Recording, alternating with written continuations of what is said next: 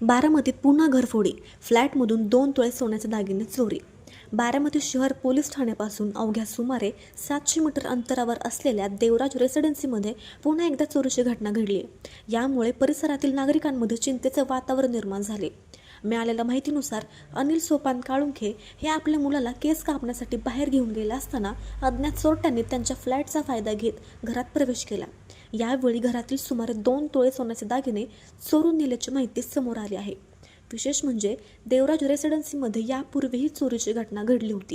त्यानंतर पुन्हा त्याच इमारतीत चोरी झाल्याने सुरक्षेचा प्रश्न ऐरणीवर आला असून रहिवाशांनी पोलिसांकडून नियमित गस्त वाढवण्याची मागणी केली आहे. घटनेची माहिती मिळताच बारामती शहर पोलिसांनी घटनास्थळी धाव घेऊन पंचनामा सुरू केला असून परिसरातील सीसीटीव्ही फुटेजच्या आधारे चोरट्यांचा शोध घेण्याचे काम सुरू आहे. अशाच नवनवीन बातम्या पाहण्यासाठी बारामती वार्तापत्र चॅनलला लाईक करा, शेअर करा, सबस्क्राईब करा आणि बेल आयकॉन प्रेस करा.